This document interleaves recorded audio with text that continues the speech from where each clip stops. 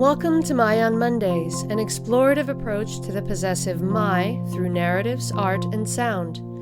Each Monday brings a new creation and unique perspective. My on Mondays is brought to you by Ming Studios, a contemporary art space and international artist residency program dedicated to the exhibition, experience, and exploration of arts and culture. Along with exhibiting artists from around the world, Ming also serves the community by hosting innovative programs including performances, workshops, screenings, readings, artist talks, and other cultural activities. For more information, or if you'd like to participate in My on Mondays, you can visit our website at mingstudios.org.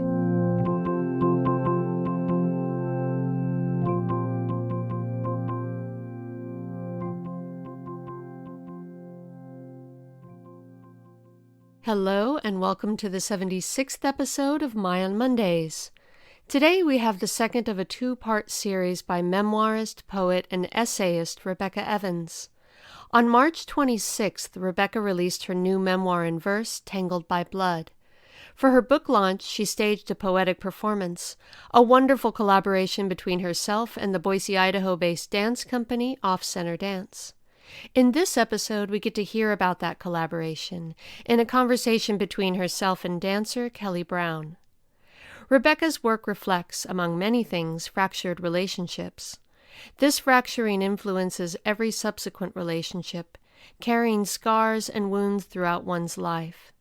Evans weaves disability, domestic violence, and a fight for survival throughout her narratives, hoping to start conversations, create awareness, compassion, and tolerance. In addition to writing, she teaches creative nonfiction at Boise State University and mentors high school girls in the juvenile system. In her spare time, she co-hosts a radio program, Writer to Writer, offering a space for writers to offer tips on craft and life. Her poems and essays have appeared in Narratively, The Rumpus, Entropy Literary Magazine, War, Literature and the Arts, The Limberlost Review, and a handful of anthologies. She's also co-edited an anthology of poems, When There Are Nine, a tribute to the life and achievements of Ruth Bader Ginsburg. This, as well as her new book, Tangled by Blood, are both available from Moontide Press. To learn more about Rebecca and her books, you can visit her website at RebeccaEvansWriter.com. I'm Rebecca Evans, and I am sitting here in conversation with extraordinary performer Kelly Brown, who, I'm not sure why, but we're going to find out, agreed to embody and perform my poems in my memoir in verse, my collection of poetry called Tangled by Blood. And I'm so excited to talk to her because this body of work was truly a purging and healing for me in so many ways. And when I decided I would put it in the form of a book and put it out in the world, my one hope was it would go do some sort of mission and make a difference in the lives of people. So when Kelly and her dancers decided to take this on and perform the pieces to offer some reprieve, because some of the narrative is very difficult, number one, I was so thrilled and humbled and honored, but it had an impact on them. So, Kelly, I just want to start off and go, why did you think this was a good idea? That's a great question. So, when I received the email from Ming that there was an artist that was interested in having dance involved with poetry, I actually have done other projects with poetry. And it was a busy time. I wasn't sure if I wanted to do it. And I remember talking to you and saying, hey, why don't we meet and see if what I'm able to do for you is what you want? And I wanted to get a feel for what you were interested in having us do. And so when we met, you're an amazing person, and finding out about the work that you do with female youth, finding out about your story, finding out about your experience as a veteran, finding out about you raising dogs for vets. I was like, oh, I won't say the word I said in my mind because we've had this conversation before, but I said, well, I have to do this.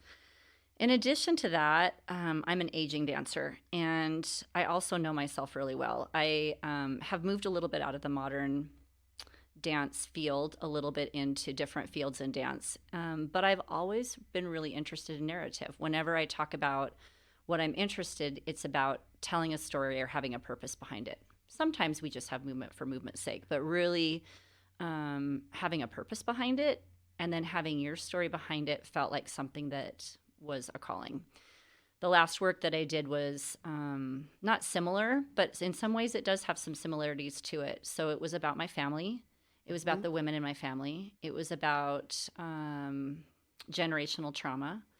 So I saw parallels. But when we finally decided to do it, and as dancers, I know we've had this conversation too, but when we sat down and read it, your ability to take and condense the words into imagery and other senses of smell, of touch, of remembering was very succinct. And I felt like that's what we try to do as dancers. We don't have the ability to have these long conversations with people and tell them what we're, that's more what theater does, right? It tells a story and then you're using your body with it too. Dance has to do it in very generalized terms. So I felt like it was a really good marriage, for lack of a better word right now, or partnering of both of our art forms together. And I think you used the word reprieve just a few minutes ago. Yeah. And I think that that's interesting because I don't think of us as a reprieve. I think of us as an echo. Yeah, I was just going to say that word. Yes, yeah. So like if the rock falls in the pond, you've told the story, and we're just kind of this echo of or ripple of what you just said. And I know we've had conversations at rehearsal that maybe this is a different way for people who interpret art, and maybe they're visual, and so that's what speaks to them, and so that this is another way that your work can hopefully have an impact on people. Yeah, I think echo is definitely a better term. I think of the work, like when people hear the words childhood sexual violence, I mean, almost every time I say my book is about, they cringe, right? Just a little, because it's so uncomfortable. And so the beauty in movement, even when it's difficult movement, you can see that's painful.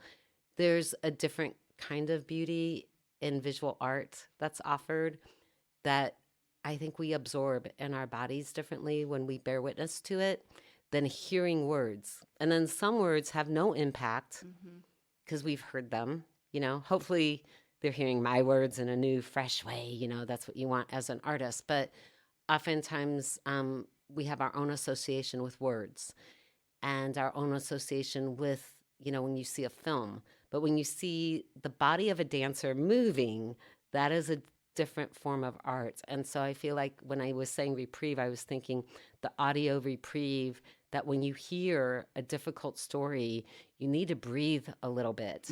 And so the movement in your performance allows for that. Processing time. But yes, a processing time. But there's still, it's the ripple effect also of what I would say, the conversations that continue to linger in the bodies of victims. The conversation keeps going. It interrupts all their other relationships, their ability to trust, their ability to, move forward in some cases, their ability to heal. So I feel like that the performance offers that as well. Like, yes, you think the story is done being told, but we're going to show you in a different way. Absolutely. And that's and what a visceral happens. way, right? Like, how do you feel it in your body? I was thinking when you were talking about manifestation of trauma in the body, and I was listening to The Body Keeps Score, and oh my gosh, that's he an discussed, amazing book. and in Mindsight, another book from another author, about how our brains process movement like we reflect other people's movement. And I think that that's really fascinating. I think that at least when I see other people moving in their bodies, I sometimes want to react that way. And there's some difficult parts in the dance too. You and I have talked about this, that there's a scene, I play the mother who, and I'd love to come back, by the way, to the idea we had that conversation about all of these people that you're talking about in your poetry are actually a reflection of different parts of yourself. Yes. And I thought that was fascinating. But yeah, we'll talk about that. Yeah, let me get back to my track there. But that I play the mother, and the conversations that we did with group choreography with Lisa and Maddie, who were going to be having our performance. I'm sure this will come out afterwards, but that it was really a collaborative effort. A lot of times in the past, I've set pieces on dancers, meaning that I choreograph the dance mostly ahead of time and then tell the dancers what they're going to do. But we really had some in-depth conversations. And I know I told you about one of the sections that I do where I asked Maddie, we were having this conversation about how, like I said, well, the mother is restricting and pushing and manipulating Rebecca. And we were kind of having conversations about how parents do that. And she reflected that idea of how her dad, and we had this conversation, as I said, her dad used to hold her by the back of the neck with his fingers on either side and push them around. And I said, how do you feel about trying that? And we did it, and it immediately made me sick to my stomach because I felt like I was embodying her abuser. And even talking about it now makes me want to cry. But yeah, me too. But trying to be authentic to what your story is, trying to honor it and reflect it, but also, trying to communicate something to people. If I didn't think dance is a way I could tell a story or help somebody else out or help someone recover from their own traumas, then why am I doing it? Right. Yeah. I think what the audience needs to know too is there are 3 characters in the book. Well, really 4. There's the narrator, the now narrator, which is really me now, hopefully, the speaker who has grown up and is wise and looking back on all these experiences. There's the younger me, and that's who Maddie plays. Yeah. And that's who you referred to, whose neck you grabbed by the back of her neck. There's the mother, that's who you play. And then there's the adopted sister, Tina, who's older than the younger Becky. And Lisa plays the part of Tina.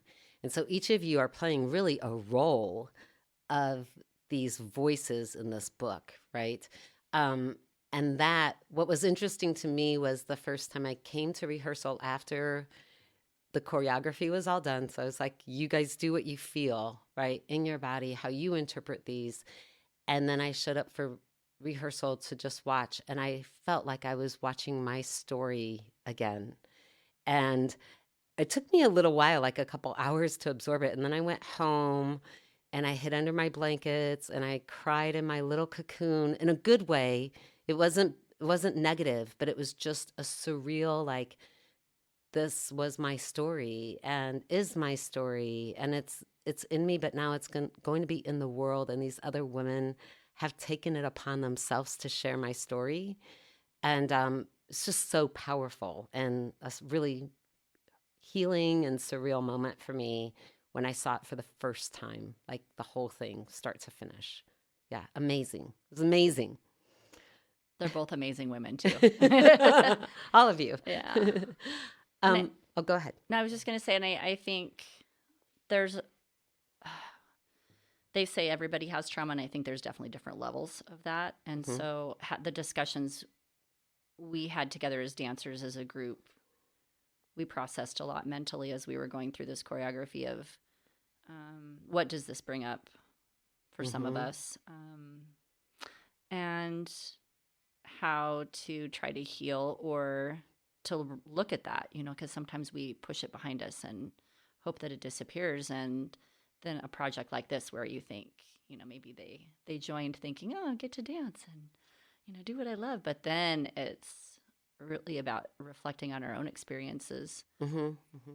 And I think that's what your work is trying to do right there. It's an example in the close community that we've created of what we hope to have happen in bigger rings. Again, that idea of ripples, that maybe this all through these different mediums can start conversations and processing for other people. Yeah, I love that. What you, as dancers, what you established at the end with the stone or the crystal, represented in the center of a circle, everybody sitting around and kind of decompressing and debriefing, I think military style. I almost want to say, like a decontamination chamber. I like that. I Yeah, like that. I felt like, okay, we got to go through our decontamination chamber and like let go, almost shake it off. All the things those words and the movements too, The movements for come sure. back, right? And are backing your body. So then the body's holding those stories again in a different way. And it might not be your story exactly, but unfortunately, this story that I'm telling is too many Absolutely. stories out there of children. And gender aside, it's not just about women. I have received phone calls from a lot of men, since I'm a veteran, military men, who, are my friends and acquaintances that are like, yes, I've had similar experiences. It's just we don't talk about that. And I'm like, I know. This is why this work is important, but thank you for trusting me. Yeah. Okay, we're both crying. Sorry. We need tissues. I do have to say, I love that when you wrote to me after coming to watch the first time, that was one of the moments that you were reflecting about, because dance has its own rituals, the coming into rehearsal, the focus. You usually have a hierarchy in dance, and this process was very different. I can't remember. There's probably been one or two others in my long dance career that have had any kind of a component at the end of, you call it decompression. And it actually came about because one of the dancers had requested a moment at the end to do some kind of movement to release all this stuff that we had done. And I thought, that is such a fantastic idea. Let's make this a ritual that we do every time. And then Lisa, who is our wordsmith of the dancers, she is great at creating ritual. And so she brought the rocks. And then I think we just sat on the floor as like dancers just because. And then you said at one moment, well, let's all touch knees. And I thought, oh my gosh, this is perfect. We were sitting crisscross. Yeah, and I'm like, let's touch knees and connect. And, yes. But that everybody contributed to the ritual was the best part. Each of us had a moment of, how are we going to come together and create a healing space too for all of us, and to make this, make this something where we're united. Yeah. My hope is, like, maybe if there's book clubs, that at the end of the book club, they could sit on the floor and have their knees touched. They could light a candle in the middle, sit crisscross applesauce, knees touching, and just like let the story go, let it out of their body, however they need to. I mean, well, and know that they can draw energy from other people, however you perceive that, right? However wooey you are, that there's other people that want to touch you and care about you, and want to include you in their story. One of the things we were talking about, and it was later, it was after I had written the book, I journal every morning, and I was writing in my journal how when I was really trying to honor my mother's perspective of things, all of these are written out in full scene with a lot more of her story and her own heartache wrapped around like these little bitty narratives that are in, it's just, you're getting us a speckle on the page of pages and pages of me trying to gather her perspective, because I was trying not to villainize her. I purposefully haven't asked you about her. Yeah. Because I don't, maybe that's part of that reluctance of really wanting to know, like, how can someone that is meant to protect you. Yeah. I mean, I only have my perception of an answer for that. Absolutely. But I think in her own brokenness, and we're talking, when I was dealing with, I had 10 years of this sexual trauma in my life from the age of 5 to about 14 when I left home. So 9 years. But that time period, to date myself, child sexual and protection services did not come into play. They did not exist until like 1975 or 76. So I would have been on the like cusp of that. And it wasn't really widely available. We lived in, Cedar Lake, Indiana. Um, the services just weren't there to support women who were in domestic violent relationships, whose children were being violated. There was no place to turn. There was no reporting system for the doctors. So even though the doctor knew, there wasn't anything that he could really do. There was no place, right? So you have to think of the time frame too, and that makes a difference. So we're looking at it through our cultural lens versus the culture that existed at the time. But that's important. It's still important documentation of what was endured, because there's so many people my age that went through that. Absolutely. And aren't talking about it, and it has impacted them. And so to open that door up and just say, you have a safe place now, you can talk about it, we can make a difference, continuing to move forward. What more can we do other than to offer sacred space for each other? I find it fascinating that for the reading, you took excerpts from the book, correct? Mm-hmm. Yes. And the very first passage that you selected was really about her being a victim of domestic violence.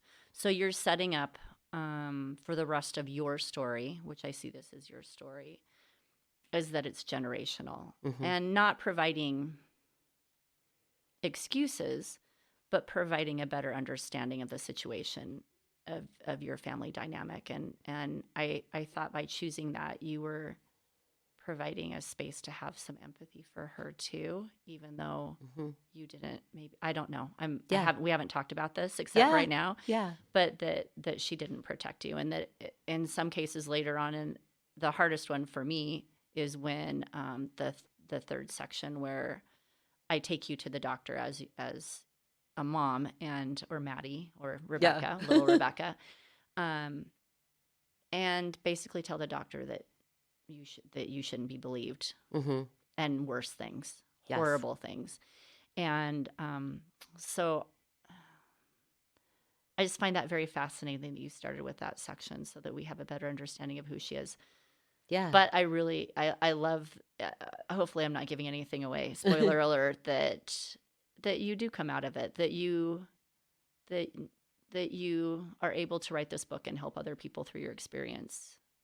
Yeah. What's been interesting for me is I left home when I was 14.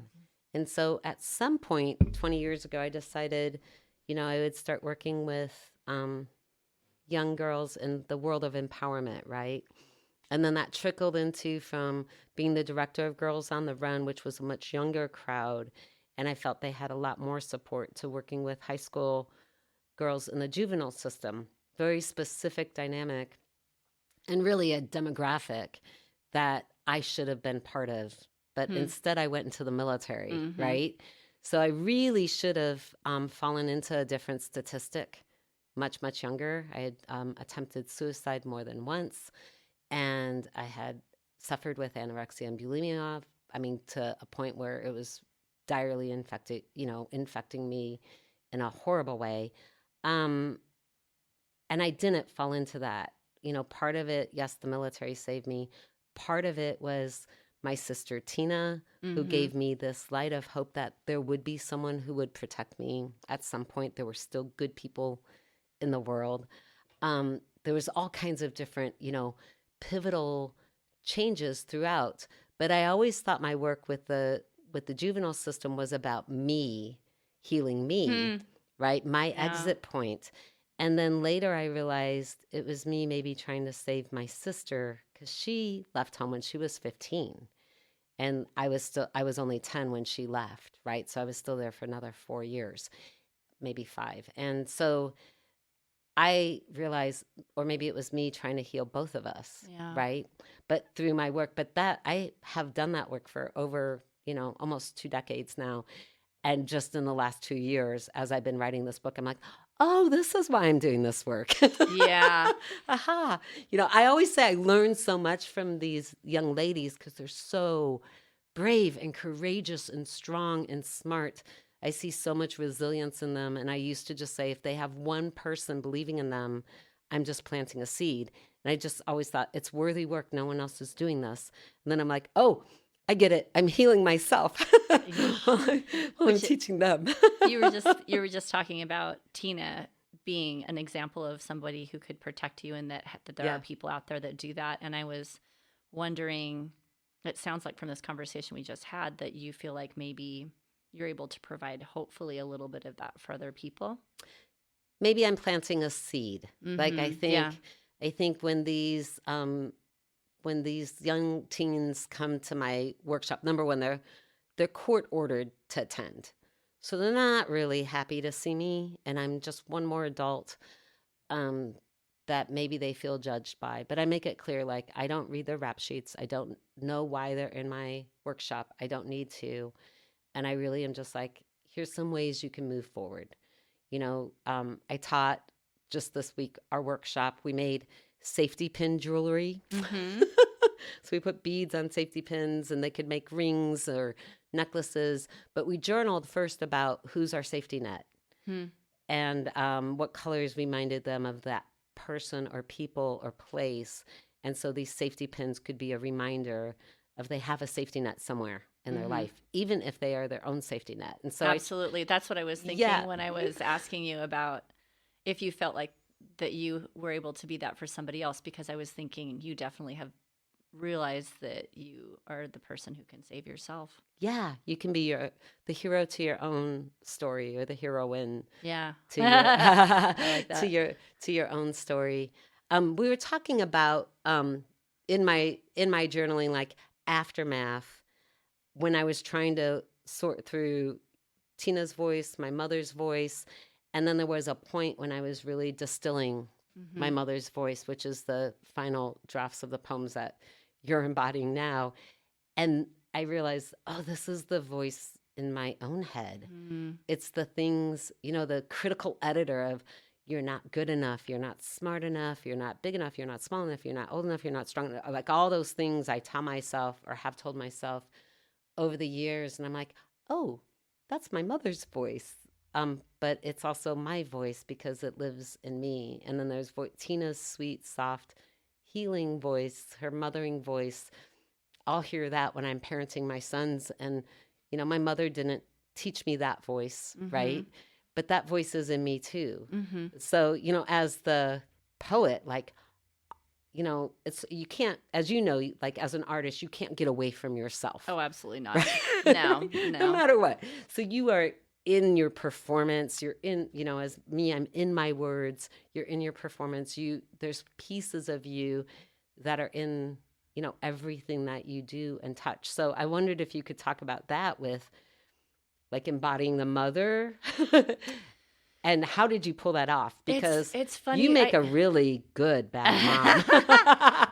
I think we talked about this at rehearsal a little bit, that I tended to be, with our company, I always played the person. I think movement-wise, I'm an aggressive mover. I'm not a soft mover. I'm very tall. I'm extroverted, and so I tend to be this kind of energy, a presence. I Yeah. can be. Hopefully I can go back a little bit too, but and so I think sometimes, just like in acting, when people are selected for different kinds of roles, I think that's something that I'm able to embody, and I love that word. And when you look at both Lisa and Maddie, they definitely embody the people that they're playing in your story too.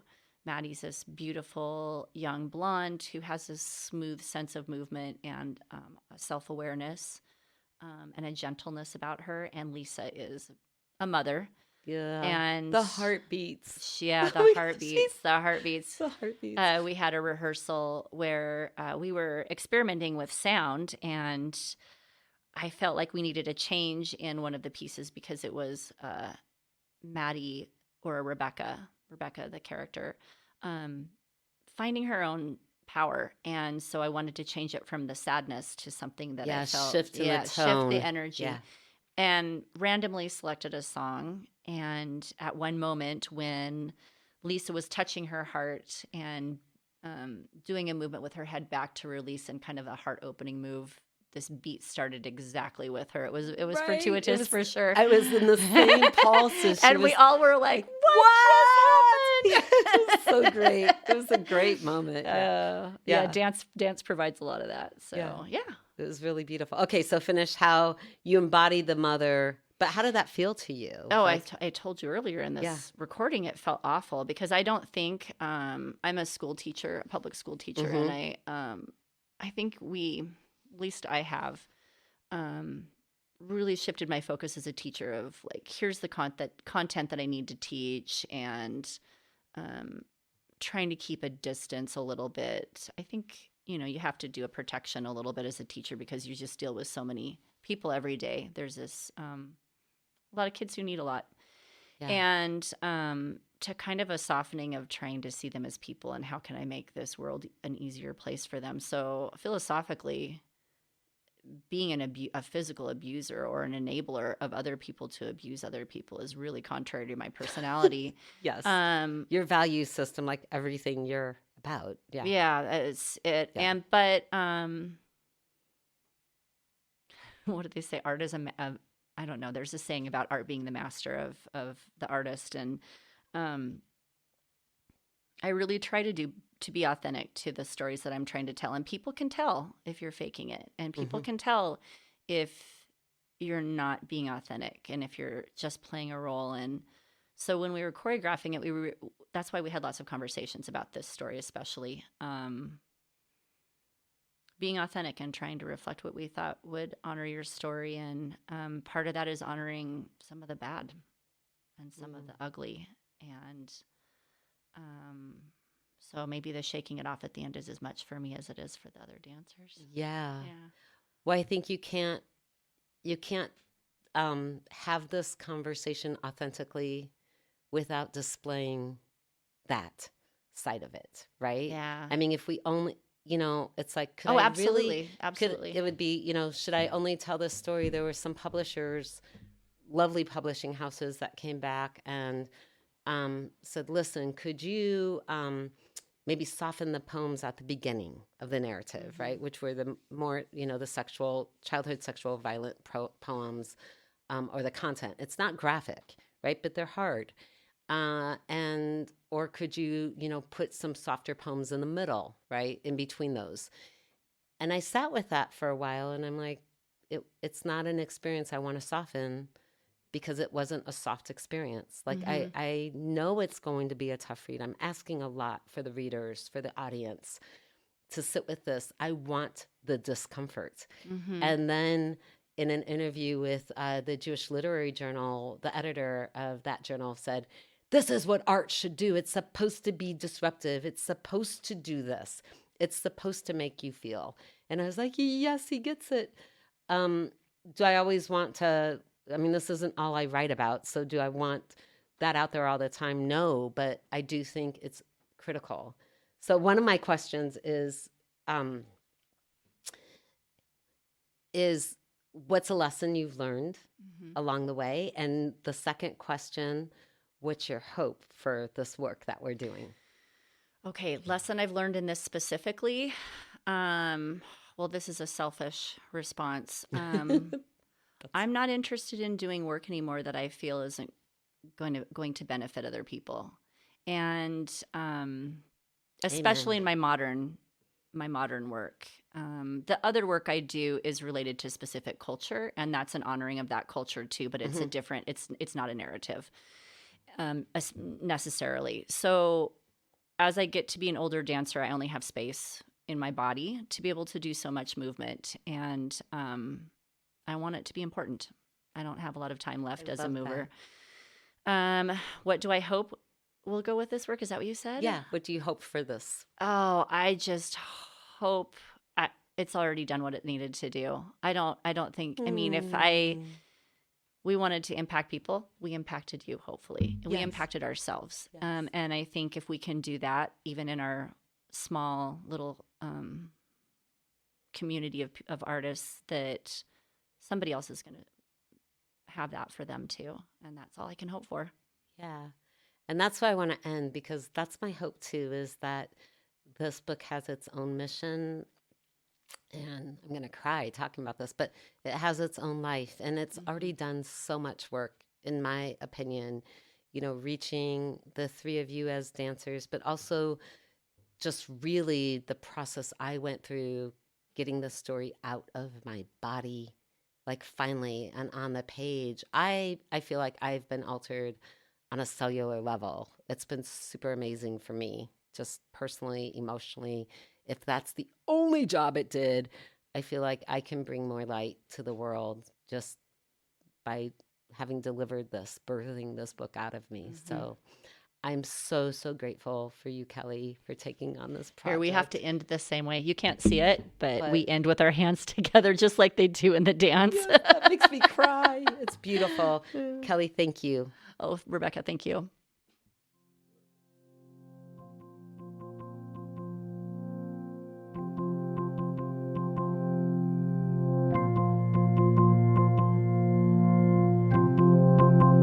Thank you for joining us today. We'll be back next Monday.